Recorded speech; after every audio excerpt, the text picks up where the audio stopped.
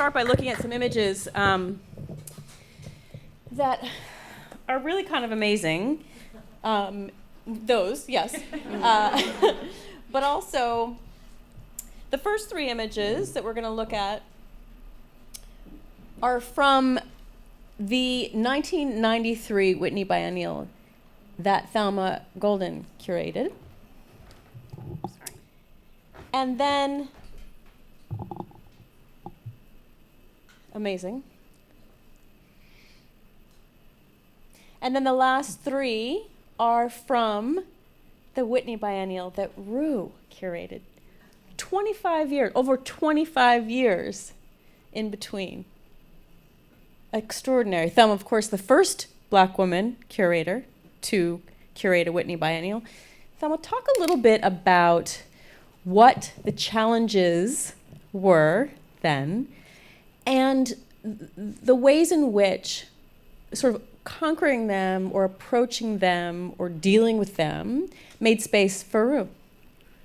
Well, first of all, good evening, everyone. Right, it's so great to be here. Thank you, everyone, for coming.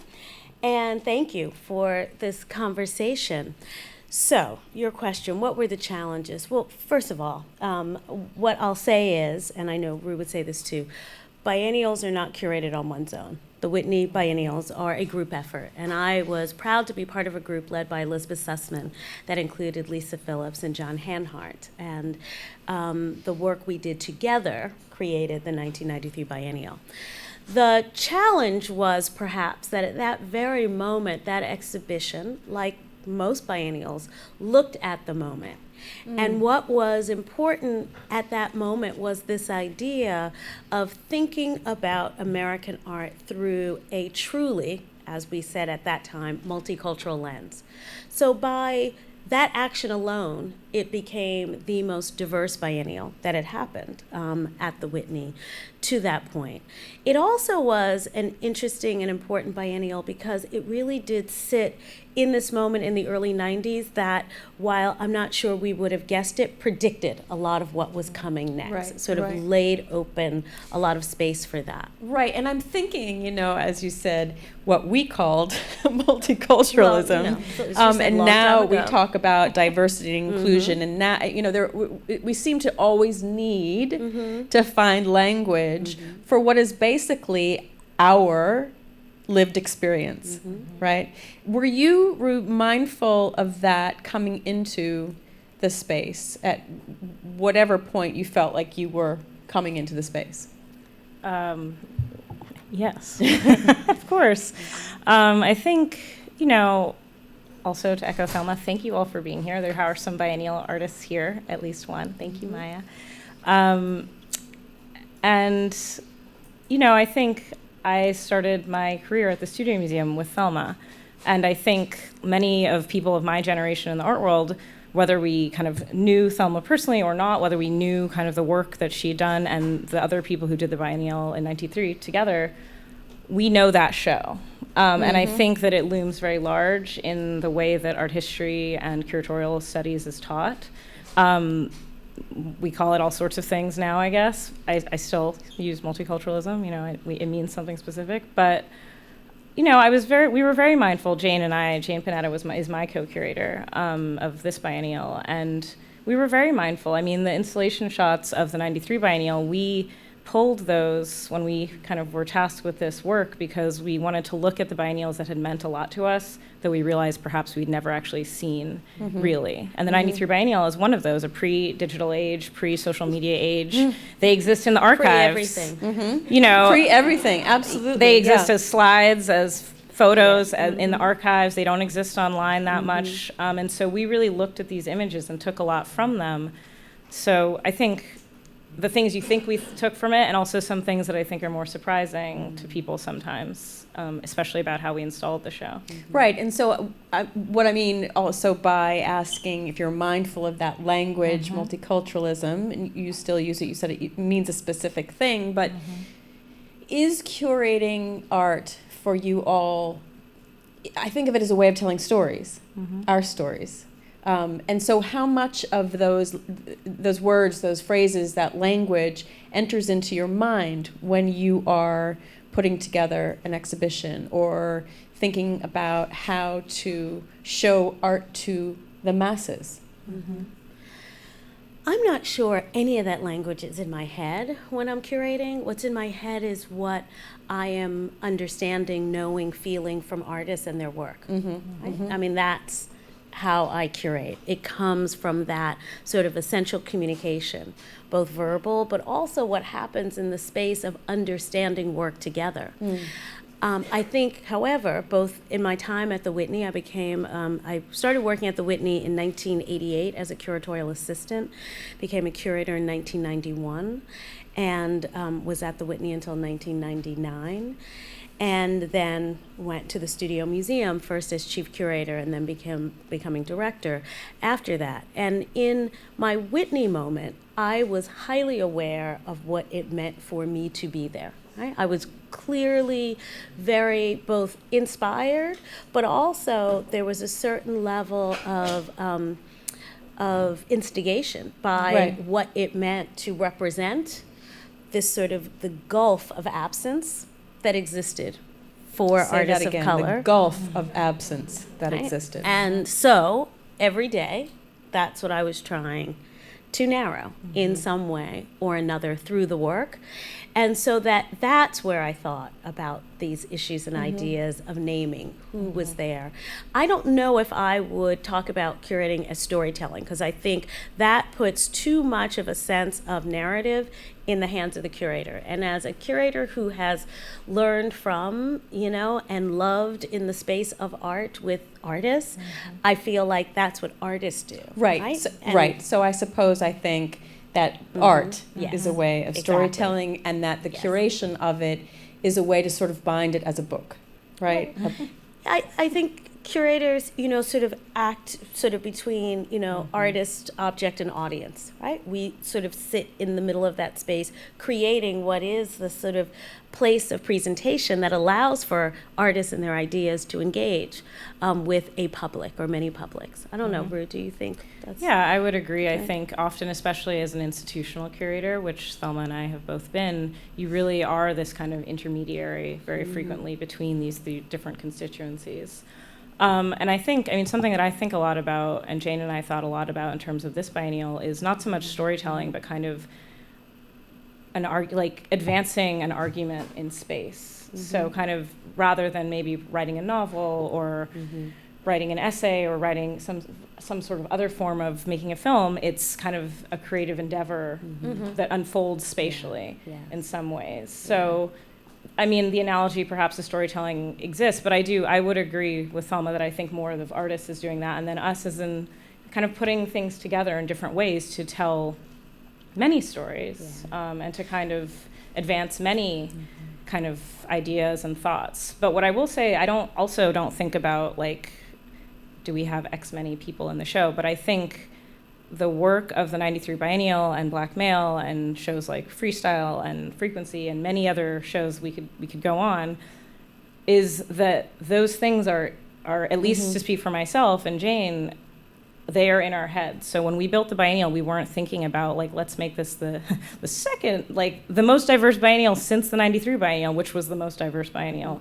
We were thinking, let's make a show that reflects the time that we're in, the artists that we like, the artists that we're interested in, the earth, the world, the country that we live in. Let's make a show that feels like it is of our time and of our place. But it does feel like it is a moment, right? We're in a moment of Black creatives and artists, people of color, writers and artists and creatives, from Ava DuVernay to Lena Waithe to, Amy Sherald and Kehinde Wiley doing the president's portraits, President and Mrs. Obama's portraits, and and you all. So in terms of thinking about, I want to do this, but rather this is what I like and what is reflective of the moment.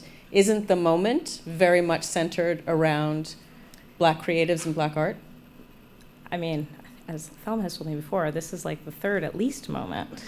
Yeah. The cycles, truly, and I think about that often because it's not a moment for me, it's my life. Right. It's the work that I do in my life, it's the people that I care about, it's my family, it's everything. So I can't think of myself and my interests as momentary. Right, absolutely. They're not. They're Absolutely. foundational, and whether or not the kind of larger kind of art world or popular culture or whatever is seeing that at the time is kind of irrelevant, because it's always there and it's always been there.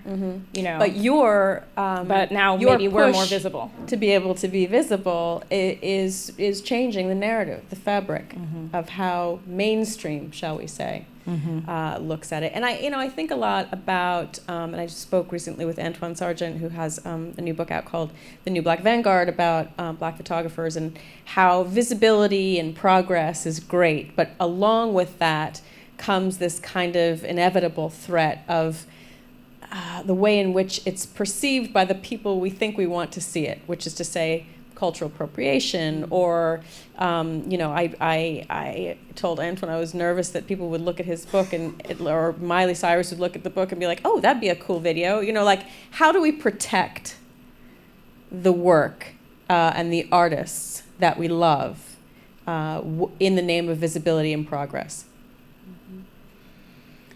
Well, I mean, first, I think that when we talk about issues like appropriation, we also have to acknowledge sort of cultural power, right? And I think that when we exist in a space with cultural authority, that is what allows us to create spaces of authorship that then make appropriation obvious, and in many cases not so effective.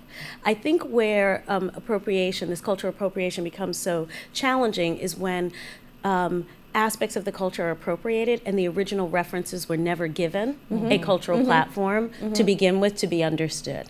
Right? So I think that really maybe the conversation at this moment is about cultural equity, right? And how do we create the spaces that allow for these different voices to be presented in equal ways. And that's a lot of what my work has been about for these last 19 years, being at an institution that was founded not to necessarily operate within moments, right? But to just be the moment always, right? And to say that to create a space for Black artists that defined itself, around the multiplicity of practice at any given moment gives us just much more space to have work out there. And I think that the reason perhaps we resist the idea of the sort of light shining now is because it puts the power somewhere else. That's right. That's absolutely right. And, absolutely. And I think what we are feeling now is a shift to an understanding of, how we can create our own kind of cultural conversations. That is continuously conversant. Exactly, which has always been there. So, when people say, this is a great moment for Black creatives, well, I live and work in Harlem, right? The neighborhood that birthed the Harlem Renaissance. We've had, a continuous century. We're getting ready to celebrate the centennial of the Harlem Renaissance next year uptown, to talk about this sort of consistent way in which Black culture has produced, sort of creative brilliance throughout the last 100 years. And so to that end, with that in mind, do you think about and talk with your colleagues, white colleagues, about who can curate, who can tell, who can mount or launch the work of Black artists? I mean, I don't really want to live in a world in which my interests are circumscribed by other people's perceptions. And so I think people have to do the work to be, for anything, if you're going to curate a show of anyone, of any background, you have to understand where they're coming from, what the work is about. And I think that's true of Black curators too. Like, I don't have like a perfect tie-in to all things Black just because I'm Black. There's a lot of great diversity in that history and in that identity. So we do have conversations about it, I guess, to answer the question, in our curatorial meetings, but I don't like it getting broken down into this question of like, well, you can't do that show because you're white. And I'm like, well, maybe you can't do that show because you don't know that person's work, because you haven't put in the same amount of time to study their work and their kind of predecessors and their references and their kind of social world that they come out of as you have into this other person who happens to be white. Do you think, But though, it's that about that doing is- the work. It's not about the ethnicity of the person. that is specific to the art world? I mean, could you talk about, I mean, obviously this is not your industry, but, you know, we talk a lot about filmmakers and who can tell stories about Black lives, and, you know, can white directors and writers do the, I mean, and novels in the literary world and so on and so forth. And, you know, as a sort of counterbalance to Thelma, as you said, not a moment, but a unfolding, continuous narrative, like, who are we the guardians of that, and how do we set that forth as we continue to do that? Are we the guardians? So the Studio Museum of Harlem, somebody, a white curator or someone who wants to work in the administration at the Studio Museum, you certainly, I'm sure, take that into consideration because it's illegal not to. But you think, what? This is fine. This is fine if this person has done X, Y, If there's Z. a commitment to the culture, a commitment to the scholarship, a commitment to rigor, a commitment to respect, I think that we benefit from, you know, multitudes of voices. I mean, when I think of the space, for example, of scholarship around African American art, you know, clearly we as an institution want to sort of drive an idea of excellence in scholarship, but we see that in the widest way possible, right? It benefits the field to have many different voices sort of approaching the work, the ideas. And I think that that is important. I think it doesn't take away, however, from the fact that, you know, that we all want to see as many voices being able to engage however they want within the space of art. And this is not just an argument for its administrators, but for artists as well, right? The idea that, you know, we can see this in the broadest way possible. But I think that maybe what your question is sort of getting at this moment is the anxiety around, you know, these perceived moments of absence, right? When we won't feel that we see the voices of artists, whether in visual art or across media. And I think that's what we've got to talk about, right? How we create the spaces that are full and broad, that allow artists to work, how we support artists in the work that they want to do, how we support the many kinds of arts organizations that present the work. And that's what gives us the sort of richest, most bold art world. But I think, as I'm hearing you say that, there is, just to go back to this term that may or may not be sort of clumsy, the guardians of that creation. It's about agency. It's about ownership, right? And being well, and I think it's, as Thelma said just a little bit ago, it's about a certain sort of cultural equity. So rather than, for me, thinking about who has the right to these stories,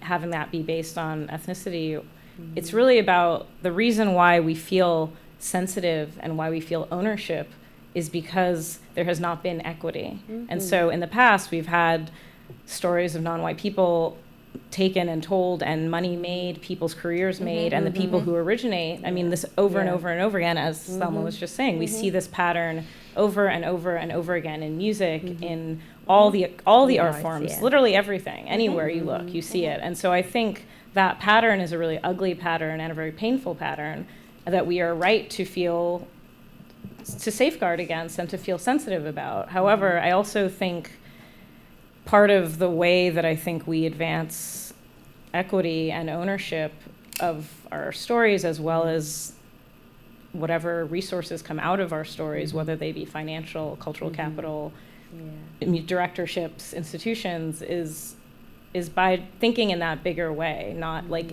to me, I'm like, oh, more people are interested in the things I'm interested in, that I've been interested in, that I started working at the Studio Museum because there was a place that was already had this deep history.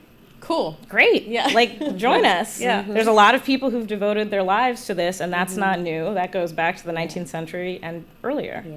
So there was a piece to that end in the New York Times last year about the increase of curators of color, and in that piece it was noted, and I quote, "People of color have had difficulty entering the pipeline, facing barriers that include exclusion from informal mentoring networks, resistance to alternative perspectives on art history, and financial hurdles. Many entry-level internships are unpaid. Let's unpack that. There's some presumptions there, right?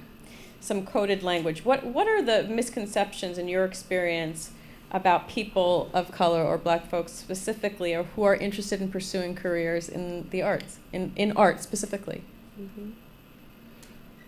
Well, I think that, one of the challenges about careers in arts generally is that for all people, they seem somewhat unattainable, right? It's one of those fields that does not lay itself out in a broad way. It's not like going to law school and you finish, and then there are sort of prescribed tracks that one can take, right, in the law.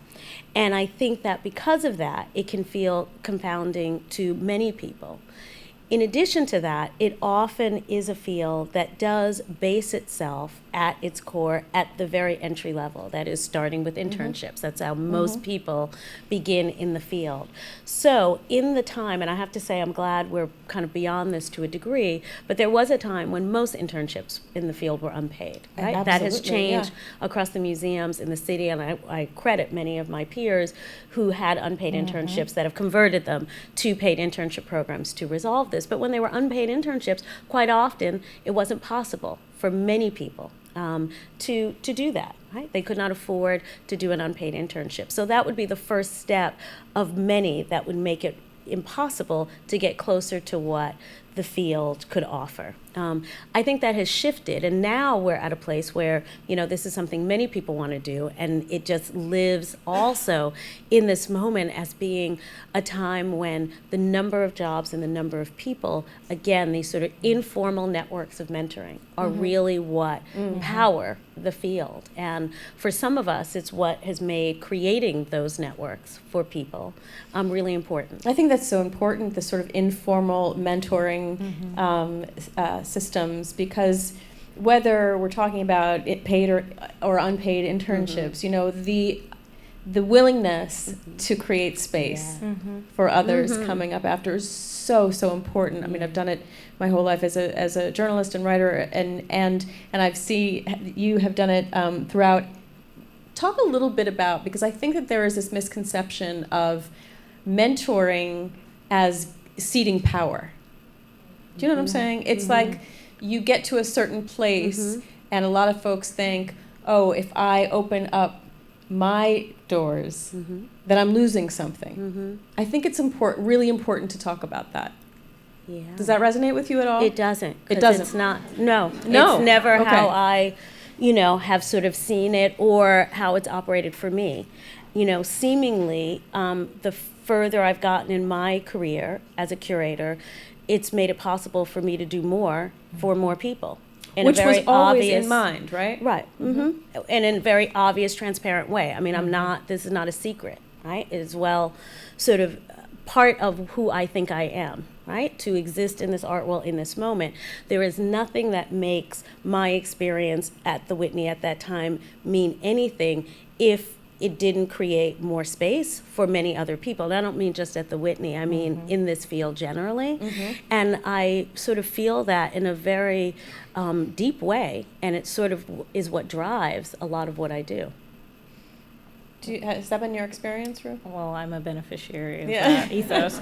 No, I say that very seriously, and I am through Thelma, but I also am through Lowry Stokes Sims, through my mother-in-law, Deborah Willis, who's back there, through many people. And I think Sandra Jackson Dumont, who I met at the Studio Museum, who's now at the Metropolitan Museum, I mean, there are deep informal networks that I think I have felt and continue to feel exceedingly lucky, not just because of the things I've been enabled for me through those networks, but just to be a part of it, just to know, like, to have this community of people. It feels special, because it is special. And I think, yes, the kind of thing that has also been drummed in from very early is you also have to do that for other people. And so you're kind of, it's the Toni Morrison quote resonates, this is not a grab bag candy game. We're not here just for ourselves. We're here to open space for other people. And I think for artists, certainly, and to create space and hold space for artists within institutions, absolutely, but also for the people who will have our jobs in 20 years or 5 years. So I am the adopted daughter of white artists. So art was in my life from very early on, but it was Cy Twombly, Jackson Pollock, Paul Klee, Picasso. I didn't know any black artists until probably early in college, Romare Bearden and Jacob Lawrence. And then, of course, when Kara Walker won the Genius Grant in 1997. And since then, you know, my whole art world has revolved around black artists. But I wonder what your, how you were influenced by art when you were growing up and how that helped to shape your choice to become a curator, but also just your vision in terms of what you think is beautiful. Well, I grew up going to museums, but not necessarily exclusively or specifically art museums. I grew up really going to all sorts of museums, and my parents were very encouraging of that and very encouraging of kind of all the various impulses, creative otherwise, that I had. But I would say primarily I was a dancer, and I was really engaged with the arts through dance up through college, actually. But I mean, you know, I remember that, you know, we went to see Alvin Ailey every year, or, you know, as much as we could. We kind of saw Dance Theater of Harlem. My mom kind of, whenever any kind of dance companies, my mother's from Zimbabwe, when other dance companies from anywhere in Africa, any kind of dance came to the US, we would go to see them. And so I think I grew up with an assumption and the reality of kind of black creativity as a foundational thing. The visual arts I kind of came to a little bit sideways because I realized in college that art history could be something where you did talk about questions of equity, questions of race, questions of kind of social history, and a way to kind of marry those two interests in social justice and in the arts that somehow actually maybe could turn into a job. I didn't realize, I was like, oh, you know, I mean, to your point, it doesn't lay itself out. You don't really realize that. Or I didn't really realize that. So, yeah, but I definitely grew up with a foundation and an assumption and a total full appreciation and knowledge of kind of black people being creative, having agency, creating things in the world. And do you feel that working? Yeah, in your mind absolutely. When you're curating, or thinking about work that you'd like to engage with? I think what I feel most in this conversation is the foundation and the assumption of belonging. So I never felt that the people that looked like me, the stories that I was told growing up, I never felt that they didn't belong because I wasn't raised that way. I was raised with them as the story. That was the story. I didn't know who Cy Twombly was until college, but I didn't, you know, and I think those are just specific, meaningless examples in some ways. But yeah, I think that I was raised to kind of to see that as the norm, as the center, as what it was. I mean, I would say, just to push back a little bit on it being meaningless. That not meaningless. Right, I just mean that there are other artists I also didn't know. It's just not Cy Twombly's not in specific. like a whole nother life, I would have been a curator for sure. You know, but didn't see that. It didn't see myself reflected in that world at all. So I do think that it is profoundly meaningful that it was normative for you. Yeah. Yes, well, I also, we grew up here in New York and grew up in the cultural institutions in this city, very specifically. And I also grew up in a very black cultural world. My mother was a board member at the Billie Holiday Theater when it began at Bed-Stuy Restoration. My dad was on the board of Negro Ensemble Company. My parents knew artists, so there are any number of artists of particular period, people like Inga Hardison and Ernie Critchlow and Al Hollingsworth. Went to high school with my father. Bill Greaves, the filmmaker, another one, grew up, you know. So I grew up around black artists and black cultural people and grew up in institutions. And so by the time I was in high school, I went to private school on the Upper East Side. I knew that museums were a place that I wanted to be, and I began, I was in the high school education program at the Metropolitan Museum, taught there by Rika Burnham, who's now head of the education department at the Frick, and the artist Randy Williams. They were my teachers in high school. And then in my junior year in high school, I became an intern, a high school intern at the Met, and I did that for 2 years. And I, in my college essay, said I want to be a contemporary curator at the Whitney Museum of American Art. I mean, it was all very good. I'm not joking. Period. No, I mean, yeah. Period. Yeah, like that. So I fully, engaged. Now, what the truth of the matter is, that was because I did, in that particular moment, living in New York as I did, having parents who intersected with the cultural world, I had seen pictures of Lowry Sims in the New York Times. I knew who Kenneth Stimmingsheim was. I knew he was a curator at the Museum of Modern Art. I, had what I realize now, this totally rarefied view, but seemed completely normal. And going to the Whitney as I did, I saw the 1981 and 83 biennials were my high school years. I saw the 83 biennial about 10 times. And so all of that was what led me, on my path. And it felt very natural to pursue it. Now, in the rest of the world, certainly there were many people, who'd say to my parents, what, she's majoring in art history, and, what's she gonna do? And even this idea of museum careers was not something necessarily that everyone understood what the path was, but I had tons of support from my parents to do so, and it is what kind of led me kind of along the way. One of the things that I think is so critically important and admirable about both of you in terms of a generational span, but also just in what you do and how you see the work, is that it feels very much, and we've used various terms, storytelling or a narrative or whatnot, but it's very much about accessibility. It's not elitist, and we live in a city where much of the art world is not perceived as elitist, is elitist. And so how do you navigate or counter or push back against that? That is an ongoing question, because I don't think, it is not my goal to be the only Black person in any room that I'm in. I prefer not to be, actually, to be the only one. And so I think and elitism can take many forms. I mean, it's not as if Black people can be elitist, everyone can be elitist. So I think that what you're talking about is that there is some kind of, there's deep privilege to being in the art world, kind of regardless of your ethnicity, because, what schools did you go to? I went to an Ivy League school, I went to Columbia, I went to private school, my parents were college educated. So there is, I think, I have a lot of privilege to be in these spaces. And so I think that's a reality that when we think about changing the field, I don't have a good answer to you, because I do think it's innate and it's baked in, and it's a real,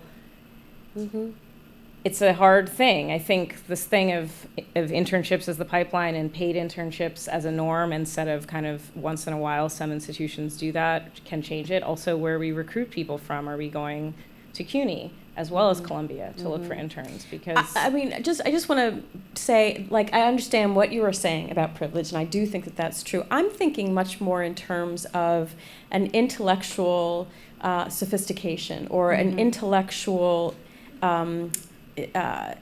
exclusivity around art, right? I mean, apart from the fact that it starts and is laid out this way, there are conversations, any number of conversations that you could go or be in rooms where people are talking about gallery exhibits or artists, and there is this kind of intellectual, snobbery, for lack of a better word, right? And I think that that is pervasive nationwide, but in New York, it feels very, very, they're holding on to it, right? Very holding on to it dearly. Do you feel that? I think that this has been a conversation in the museum world, specifically in the culture world generally. And I think there have been many efforts, and I think valiant efforts, to create more accessibility, more openness, and more welcome to a broad range of audiences, to allow for, in this city, New Yorkers, all New Yorkers, to feel that cultural institutions are open to them. Very specifically, I mean, this has animated a lot of the work that I've done in Harlem, because I know that for many people in our audience, the experience of coming to the Studio Museum might be their first experience of a museum, and so therefore that first experience is going to define their sense of what a museum is and can be. And in many ways, you know, I often think that I love and feel it's such a gift that, you know, the founders of the Studio Museum had this great ambition for us by putting the word museum in our name in 1969 when we were founded, when they could have released that. That was a moment where, you know, lots of some of our most exciting spaces in New York were founded not to be museums, right? To think differently about this kind of idea of these temples of privilege and power and create something else. But I know that our founders were thinking about what it would mean to have a museum, right? That word, but also embodied in Harlem. And now that we are closed and without a physical structure in this moment as we build a new building, you know, thinking about so much of even how our architect, David Adjaye, worked with us to think about this institution was with that idea itself. So certain aspects of the design were really the answer to that question, right? How do we imagine a museum differently? How do we create and make it feel more open? How do we create a sense of welcome in the space? But how do we also create in the space the experience that we all know, those of us who love museums, this experience that you can get in relation to being in space with art? You know, how to put all those things together in a building and create something that perhaps thinks differently about these questions. And so how does art permeate in your personal lives? Do you have, are your walls lined with framed originals? Do you buy originals? Do you, what is your art world at your home? Well, technically, it's a conflict of interest to buy or own art. Oh, it is? Yes. Really? And many museums have that Yeah. as a bylaw. I think... Wait, why is that? Because it makes it complicated then to make yeah. the decisions that you'd want to make on behalf of your institution. Because potentially if you say you say- bought something that's now worth a lot of money, and maybe now if you give that artist a show, then Can it you goes buy up in prints? value. Wow, how do you Yeah, this is... I'm so confused. This is... You Well, can't also... have Perry Marshall in your... Also, I don't know if you know how much curators get paid, so Right, yeah. even if that wasn't an issue, Oh, no, I no, also I know. cannot Yeah. have Carrie Marshall. That's why I in my said home. Prince, right? Like, you know. I mean, that's the reality. This is a baked-in reality. To I mean, this you're work. lucky because you married But to I was somebody who gonna makes say I amazing have art. I have a loophole in my Yeah. personal life. 'Cause my Yeah. husband is an artist, and you know, we live not with as much of his work as one might think, but we have some of it, and we also, you know, artists often trade with each other, and so that has kind of been an interesting thing to very happily come into. Wow, I have learned something. But I would no, feel like it's- one of the it's reasons a I would be a thing. curator is to have. They don't even let us touch the art at work. Wow. Yeah.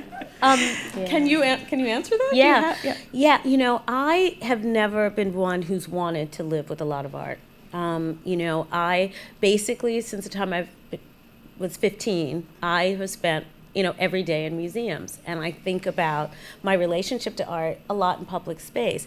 That being said, I'm married to someone who Right. is a voracious collector, not just of art as we might define it in our museums, but of object, of ephemera, of all kinds of things.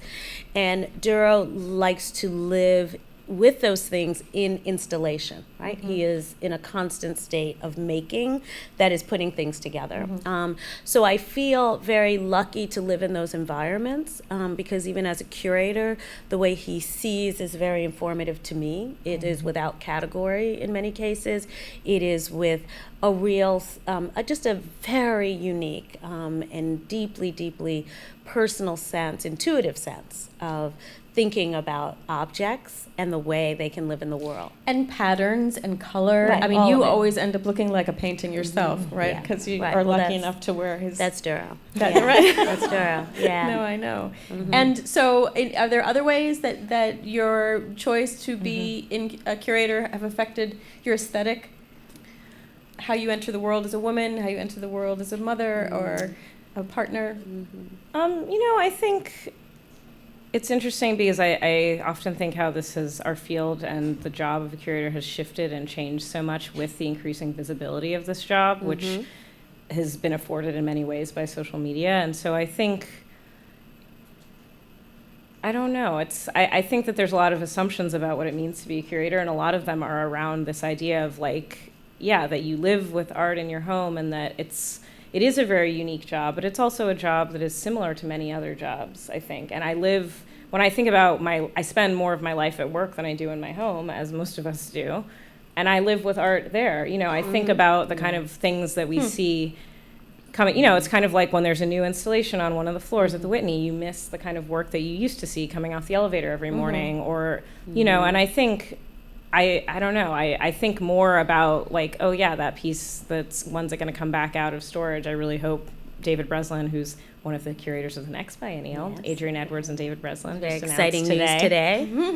Very exciting news today. He has done incredible collection shows in the time that I've been at the Whitney, and I think most curators, especially institutional curators, have kind of their favorites, their babies in the collection that they really love, and that they really, we don't get to see most of what's there because it's in storage. And so, I don't know. I think, how does it inform? I'm always looking. I think before I was a curator, as a child, as a young person, I was a very curious person. I had a lot of questions. I was always touching things and looking at things, and I'm still like that. And I think that is very much informs the work that I do. Yeah, I think of it very much as, now that you all are schooling me, I'm like, well, I probably wouldn't have been a very good curator then. Because I do love to live in art. Everything that's always the first thing that I do when I move into a place is put art up and make this space.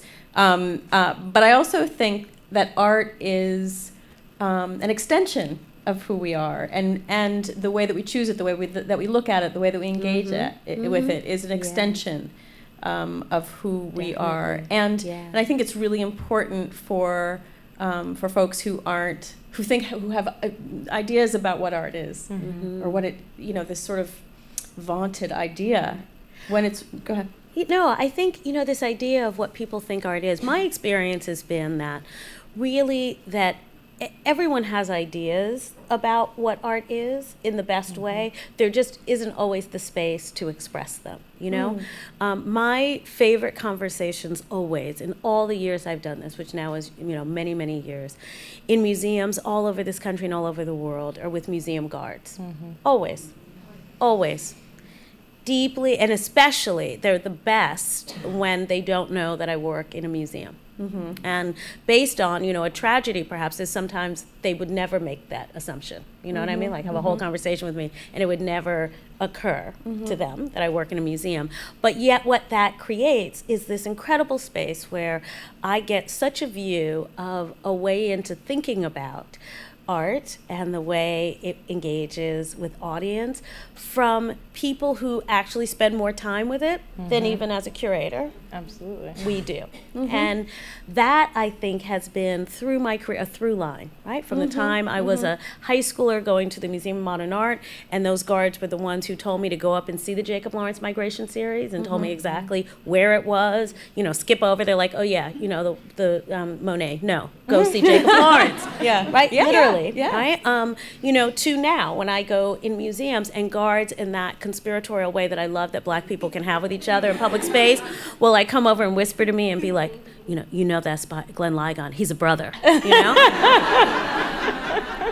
I want to tell them, yeah, he's my brother, my art brother, but I don't. But they are so proud, and they want to make sure that I don't leave that room and not know that. right? Not know that Amen. here is this work, right, in the museum. And so that's where I feel like, these conversations about, accessibility, I feel like this space that I've had in the museum world has given me a kind of, double vision, right, to see it from a couple of different perspectives. And I think that the question now for us is, how do we open up more space to equalize all the different voices that have a real view on exactly what we do in museums? Because isn't art necessary? Completely. Of course. And what would be your response to that? I mean, I think the earliest records of human, before we were Homo sapiens sapiens on this earth, people are making art, which to me says that is as foundational to our species as food, as water, as shelter. Because why would you be doing that, if not for that reason? And so I think we're not to make an equivalence between that and what we now see, but I think that impulse to create, to make something that wasn't there before, to kind of take your own thoughts, emotions, feelings, ideas, and put them into something that you share with other people, I think it's the most kind of profound thing that you can do. And it's, the most vulnerable thing that you can do, honestly. And so, I think we think a lot about art and we think about museums, but I'm thinking, I want to think about films, I want to think about novels, I want to think about advertising, I want to think about fashion, I want to think about, about visual artists, about museums, but it's so, all of that is facets of art, and it's our whole world in some ways. Do you have any? Yeah. No, I think, art is necessary because it tells us so much about our humanity, right? It gives us the opportunity to learn so much about ourselves and each other.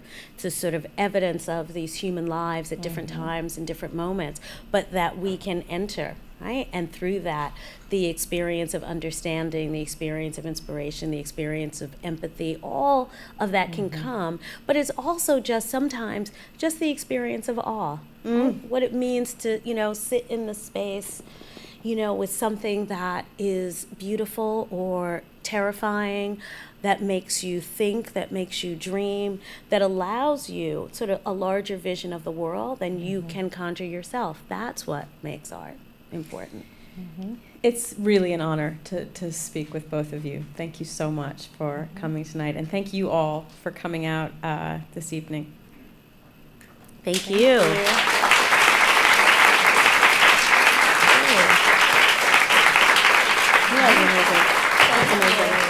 Thank you, Rue. Art for life. I hope you're more. Art for life. Yeah. Thank you. How are you? Oh yeah. What do we want to do some questions? Yeah. Are we allowed? I mean, it just we? seems they Yeah, sat sure. here through the Yeah, whole thing. sure, They should sure. get to say something. Sure. Yeah, absolutely. We have a question right here. Okay. Stand up. Oh, hi, Phyllis. My question is about the narrative. Yeah. My question is about the narrative. Where's Deb? I hear young artists share with me their narrative, and these are figurative artists. Mm-hmm. And then I've heard a few baby boomer artists, one figurative and one abstract, comment to me that they just want to create. I just want to paint. I just want to use pretty colors. I know I'm supposed to have a narrative because she's in a residency program, but I don't have a narrative.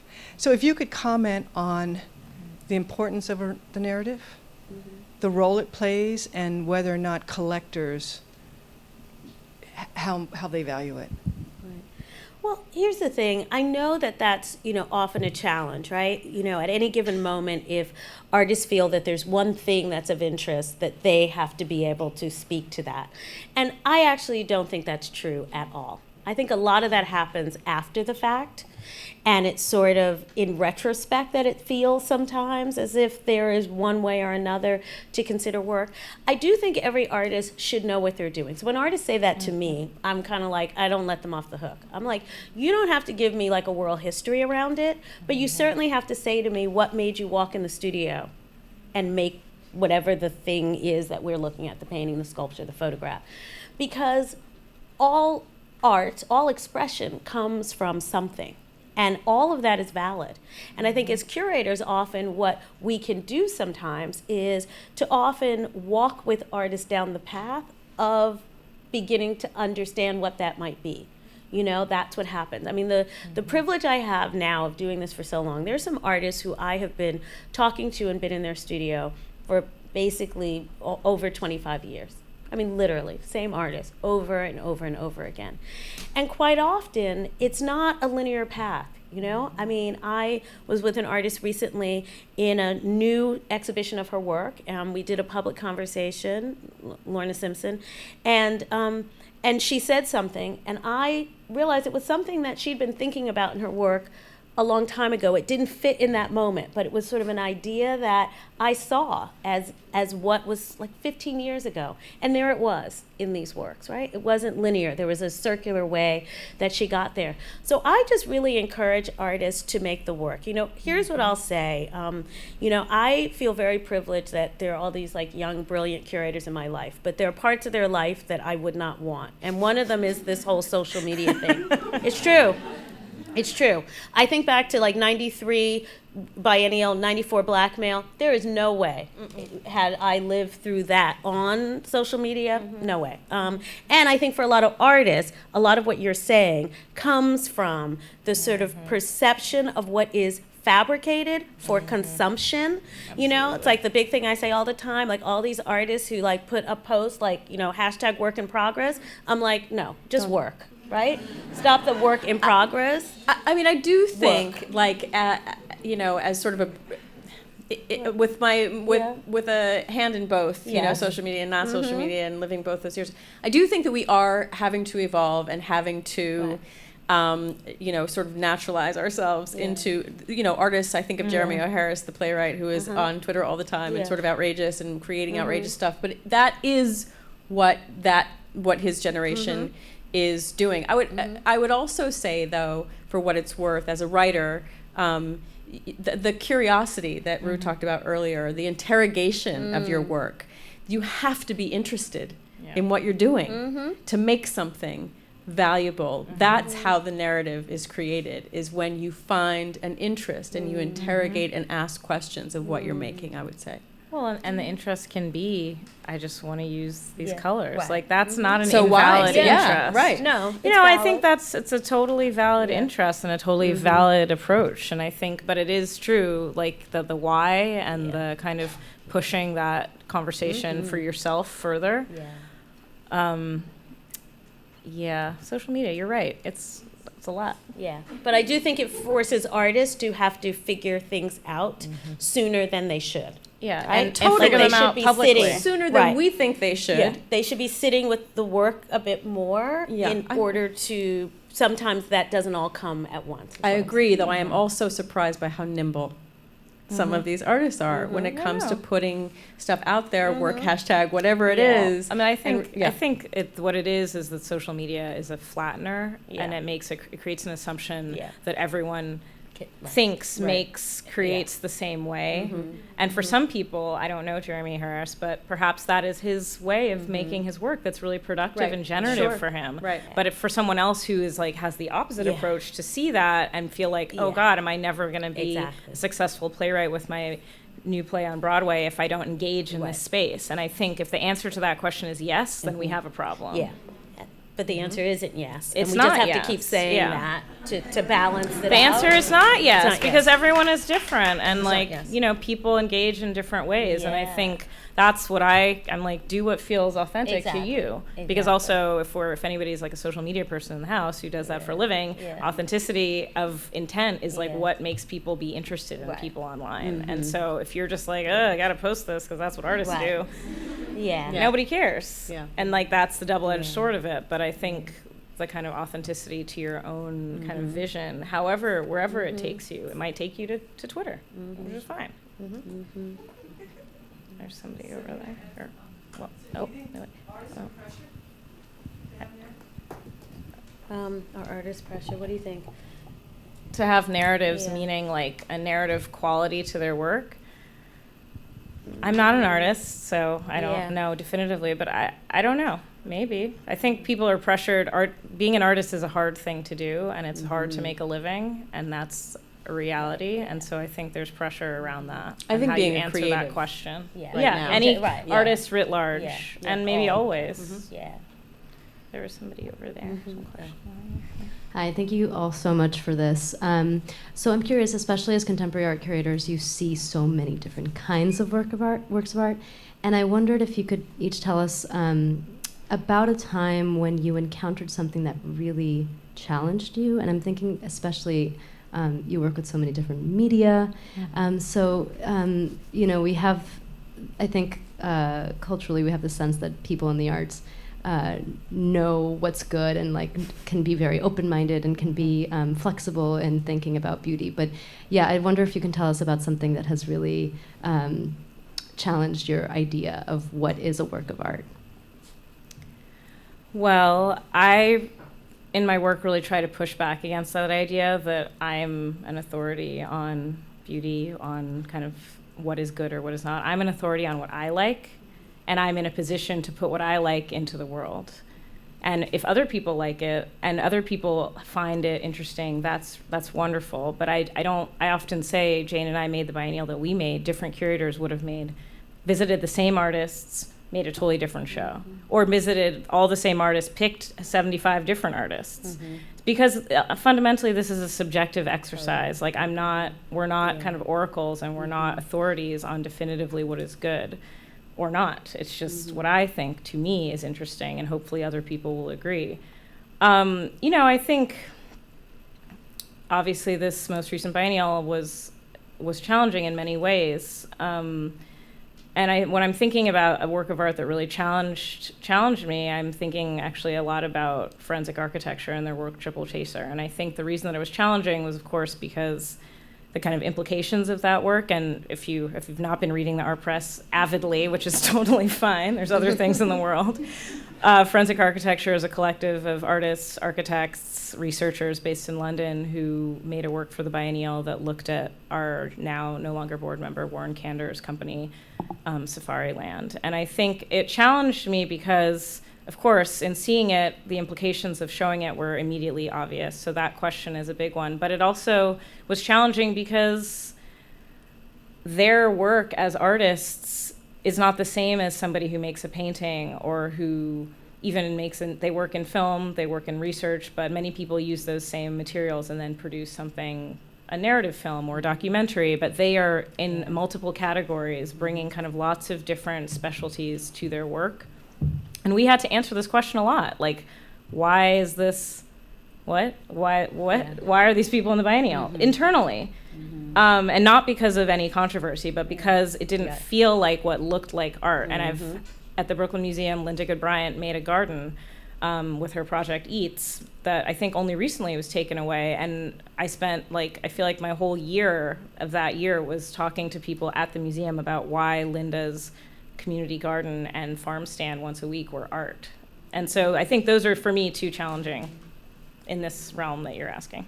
Yeah. I don't have a good recent answer for that personally, because I don't really actively curate anymore. I haven't for years, coming out of semi-retirement.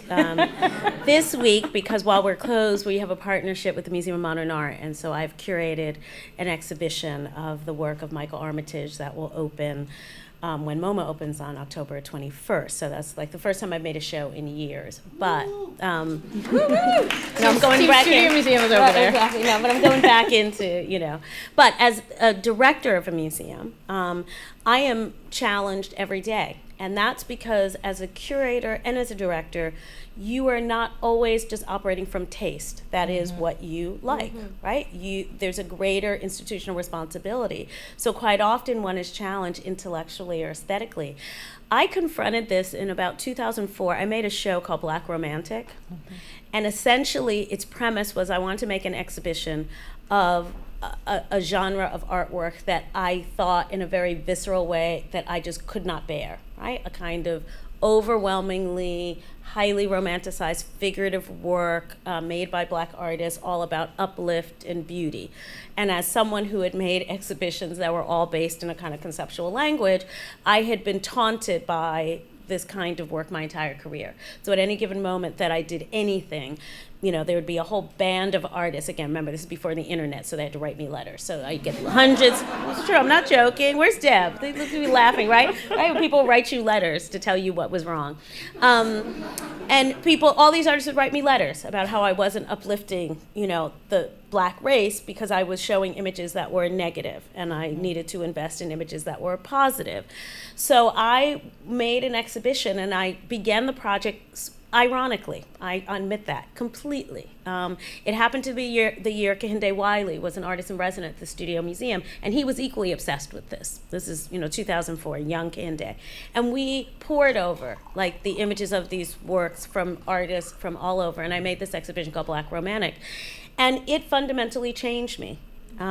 Because it made me understand this line between taste, right? Like as a curator, if you're only operating from taste, you're really not doing a great job. But it also made me confront, every single assumption that I had about artwork and makers of artwork and how they could approach that differently. And there's some artists who were in that exhibition all those years ago who I still have a relationship to, and they did fundamentally change the way I not only thought about my own work, but what I thought about the role of the Studio Museum had to be. One more question. Now she had her hand up, but didn't have a mic. All right, so we'll have two more. Okay. Yeah, because she really has been trying. Okay, I'm looking out for you over here. Thank you. My question is, Where You both. Yeah. Okay. as curators, how do you challenge ageism facing artists? Well, I think that, I'll just say in my own work and in the program of the museum, again, it's sort of one of those things that while it can exist as perhaps a dominant sense in the art world, right? That the art world is always looking for the young and the new, that institutionally that just has not been our relationship. I think something that I've always valued about the Studio Museum is that its values come from the art world, but also from the community. So there has always been, a deep level of, ancestor reverence, right, within our program, and a deep sense of how we exist and engage around our elders. Now, again, the larger cycles can often make it seem where the attention goes might be on the new, but I think that there is a way that we can all think about how we consider artists of different ages, also at different points in their careers. We've had several first museum shows of artists in their 60s at the Studio Museum in the last 10 years before we closed, which seems like something not even to be proud of, right? But within our program, looking for what we can do in terms of an opportunity for artists of all ages, making all kinds of work is deeply, deeply important. But it does have to be called out, ageism, particularly when we combine that with artists of color and women, right? It's particularly profound. Right? That's why we were so proud, when the Alma Thomas exhibition happened, it really sort of reminded me, of the way in which, when she had her exhibition at the Whitney Museum in 1974 in the Corcoran, she was in her 60s then, meaning the beginning of her career she was, a woman who had lived and worked for a long time before attention came in her life. And, our hope is now that we can create a pathway that makes that not the case, that people have to wait, until they're in their 70s and 80s to be discovered. Yeah, go ahead. Hi. So really grateful to both of you for doing this and speaking and sharing all these things. Some pieces of this have already been answered, but I'm curious about with social media and these different interventions and people being able to access you as curators in different ways. I know that this last year there was a lot of things that were happening and interventions that were, I'm sure, was challenging to navigate. But I'm wondering, are there ways that people have contacted you or accessed either of you that have transformed your relationship to thinking about what work you might curate or how you're feeling about different kinds of work? Have you been exposed to new pieces? Or I'm just wondering I find it really beautiful having access to social media. I feel like I consume more art on my phone and I'm introduced to artists all the time by random people sending me things or through people's stories, and I'm wondering if that's happening for y'all as well, or do you feel I'm just curious. It absolutely happens for me as well. And I mean, as I said, I think it's a double-edged sword. It's one that I really like social media. I find it like to be a really interesting space there is a real equalizer element to it. And, logistically, like I have reached out to artists on Instagram because they don't have a website or I don't know how to find them otherwise, and vice versa. People have reached out to me, people that I don't know in IRL, that I know, she's Linga, that I know on Instagram. Like, I have Instagram friends in the art world that I don't know, and I really, love and value them, and I really think it is transformative, and I think it has kind of changed my ability to kind of get, New York is the greatest city on earth, also one of the most parochial cities on earth. So I think it has helped me a lot to get out of kind of what I would see just by my kind of what I can walk to, what I can take the train to see things in other cities, to see things in other countries, to see kind of artists who are kind of fully outside of the channels of kind of funneling into this art world that we're a part of and see what they're doing. Absolutely. And yeah, people send me things. I send people things.